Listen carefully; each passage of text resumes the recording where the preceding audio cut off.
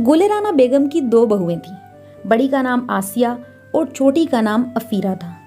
गुलेराना बेगम बहुत ही सख्त मिजाज की मालिक थीं और शुरू से उनकी एक ही डिमांड थी कि उनके यहाँ पोता हो। उन्हें दोनों बहुओं से पोता ही चाहिए था। लेकिन किस्मत की सितम ज़रीफ़ी ये हुई कि जेठानी जी के यहाँ बेटी पैदा हो गई और देवरानी जी के यहाँ बेटा। बस इसी बात का घमंड अब देवरानी जी को भी था। वो भी जेठानी जी पर अपने बेटा होने का रौब जमाती थी, क्योंकि जेठानी जी एक बेटी की माँ थी। इस तरह गुलेराना बेगम और उनकी छोटी बहू दोनों मिलकर जेठानी जी और उनकी बेटी के साथ अच्छा सलूक नहीं करती थी। बेटी की माँ होने के ताने भी देती और उनको उस घर में वो हकूक भी नहीं मैसर थे जो कि एक आम इंसान को होने चाहिए। लेकिन वो बेचारी चुपचाप सब कुछ सहती रहती थी, क्योंकि आसिया बेगम का मिजाज ही अलग था। अम्मी, आप दादी से बात करें ना कि वो मुझे इजाज़त दे दें। वो मुझे हॉस्टल जाकर पढ़ने की इजाज़त क्यों नहीं देती? सलमान भी तो है, उसके लिए तो बहुत आसानी से मान गई हैं। आखिर कब तक मुझे लड़की होने के ताने मिलते रहेंगे? आप जानती हैं ना कि मैं CSS करना चाहती हूँ, मैं कुछ बनना चाहती हूँ। प्लीज़ अम्मी। बेटा, तुम्हारा या मेरा इसमें कोई कसूर नहीं है कि तुम बेटी हो, बेटा नहीं। लेकिन कोई बात नहीं, एक ना एक दिन सब कुछ ठीक हो जाएगा। और मैं तुम्हारी दादी से कई दफ़ा बात कर चुकी हूँ, वो नहीं मानती। ऐसा करो कि एक दफ़ा तुम बात करके देख लो। दादी मुझे 5,000 रुपये चाहिए। आपको तो पता ही है कि 2 दिन बाद मैंने हॉस्टल जाना है, इसलिए मुझे बहुत सारी ख़रीदारी करनी है। पैसे तो ये भी कम है, लेकिन फिर भी मुझे और भी चीज़ें लेनी है। आप मुझे आज ही दे दें। अरे मेरे प्यारे बेटे, मेरे जिगर के टुकड़े, 5 क्या तुम 10,000 ले लो। मेरे सारे पैसे तुम्हारे ही तो लिए हैं। मैंने क्या करने हैं इस उम्र में? तुम ही तो मेरे बुढ़ापे का सहारा हो, मेरे जीने की वजह हो।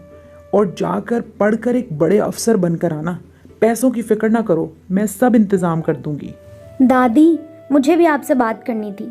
दादी, मुझे भी इजाज़त दे दें हॉस्टल जाकर पढ़ने की। मैं भी CSS करना चाहती हूँ, एक बड़ी अफसर बनना चाहती हूँ।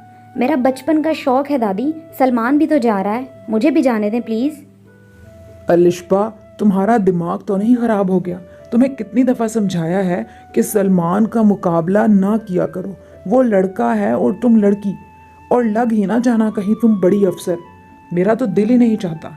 ये है ना मेरा शेर जवान, ये जाएगा, पढ़ेगा, एक बड़ा अफसर बनेगा, तो मेरी भी जगह जगह इज्जत होगी। अरे तुम लड़की क्या कर सकती हो? एक लड़की ज़ात हो, कल कला को अपने घर चली जाओगी। मुझे तुम पर पैसा नहीं ज़ाया करना, और तो एक थैला भी ज़ाया नहीं करूँगी मैं। माँ जी, आप पैसों की फ़िक्र मत करें। मैं जैसे तैसे करके अलिशबा की जिम्मेदारी उठा लूँगी। मैं कपड़े सिलाई करके अलिशबा का ख़र्चा उठा लूँगी। बस आप इसे इजाज़त दे दें कि ये हॉस्टल जाकर अपनी पढ़ाई मुकम्मल कर ले। मैं भी चाहती हूँ कि ये अपने पैरों पर खड़ी हो जाए। अच्छा बस, मुझ पर रोब मत जमाओ अपनी सिलाइयों कढ़ाइयों का, ठीक है? मेरी तरफ से इजाज़त है, लेकिन याद रखना, हमारी नाक मत कटवाए। ये तुम्हारी जिम्मेदारी है।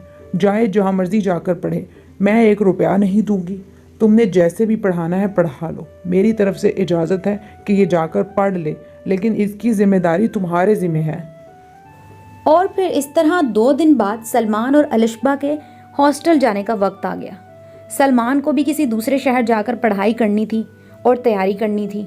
दादी ने ढेर सारी दुआओं और पैसों के साथ रुखसत किया, जबकि दूसरी तरफ अलिशबा को रुखसत करने वाली सिर्फ उसकी अम्मी थी और उनकी दुआएं।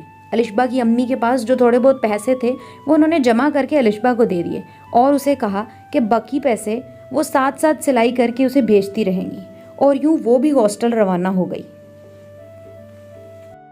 हॉस्टल जाते ही अलिशबा ने दिल लगाकर पढ़ना शुरू कर दिया। वो सारा वक्त बस किताबों में घुसी रहती। उसने कोई दोस्तियां भी नहीं बनाई। उसने डट कर CSS की तैयारी की और इम्तिहानात के लिए वो मुकम्मल तौर पर तैयार थी। जबकि दूसरी तरफ सलमान की कंडीशन बिल्कुल मुख्तलिफ थी। सलमान ने अपने सारे पैसे आवारा दोस्तों के साथ अयाशी में उड़ाए। वो बस खाते पीते थे या वो गलत कामों में मुलविस रहता था और घूमता फिरता था। घर से जितने भी पैसे वो मंगवाता सब अपने दोस्तों पर और अपने फजूल कामों पर लुटा देता, और घर वाले यही समझते रहे कि उनका बेटा माशाल्लाह से अफसर बन रहा है। सलमान पढ़ाई के नज़दीक तो बिल्कुल भी नहीं किया। इतने साल उसने ज़ाया ही किए। और घर में सलमान की दादी ने वावेला मचाया हुआ था। वो बहुत पुरजोश थी कि उनका बेटा एक बड़ा अफसर बनकर कुछ ही सालों में वापस आ जाएगा। उन सबको क्या मालूम था कि सलमान वहाँ क्या कर रहा है। और दूसरी तरफ वो अलिशबा की अम्मी को कोसती भी रहती थी कि अलिशबा उनकी नाक ही कटवाएगी। सलमान की गलत सोहबत और इल्लीगल कामों में मुलव्विस होने की वजह से आखिर पुलिस ने उन पर अपना पंजा जकड़ ही लिया। इस तरह पुलिस ने सलमान को और उसके दोस्तों को रंगे हाथों पकड़ा और जेल में बंद कर दिया, और पीछे किसी को कानो कान खबर नहीं हुई कि सलमान कहाँ गया। और फिर कुछ सालों बाद अलिशबा CSS का इम्तिहान पास करने के बाद एक बड़ी अच्छी सरकारी अफसर बनकर घर वापस आ गई। उसकी अम्मी इतनी खुश थी कि उनके खुशी के मारे दुआएं देते ही नहीं रुक रही थी, जबकि उसकी दादी और चच्ची बहुत ज़्यादा शर्मिंदा थी, क्योंकि उसकी दादी को तो यही लगता था कि अलिशबा उनकी नाक कटवा देगी और सिर्फ सलमान ही अफसर बन सकता है। लेकिन दिल ही दिल में वो खुश भी थी कि आखिर उनकी पोती ने उनका नाम रोशन कर दिया। लेकिन अब वो सिर्फ सलमान की मुंतज़िर थी। सलमान ने तो क्या ही आना था। एक पुलिस वाला सलमान की खबर लेकर घर पहुंच गया। उसने दादी को और सलमान की अम्मी को सब बता दिया कि किस तरह सलमान इतने साल वहाँ पर पढ़ाई की बजाय इल्लीगल कामों में मुलव्विस था और गलत सोहबत में मुब्तला था, और अब वो जेल में कैद है। दादी बहुत ज़्यादा शर्मिंदा हुई और रोई।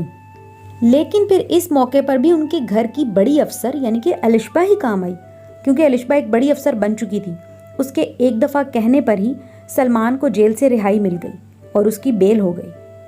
अब दादी और चच्ची बहुत शर्मिंदा थी कि जिस लड़की को कल तक वो लड़की होने का ताना देती थी और कोसती थी, उन्होंने नाम रोशन कर दिया, जबकि सलमान बेटा होने के बावजूद आला अफसर न बन सका, उनकी नाक कटवा दी। दादी बहुत शर्मिंदा थी। उन्होंने अलिशबा से और उसकी अम्मी से माफ़ी मांगी कि लड़कियों को कमतर समझना बहुत बुरी बात है, और वो सलमान से भी बोली कि उसने उनके साथ बहुत बुरा किया। सलमान भी अपनी हरकतों पर शर्मिंदा था, लेकिन अलिशबा आज बहुत खुश थी।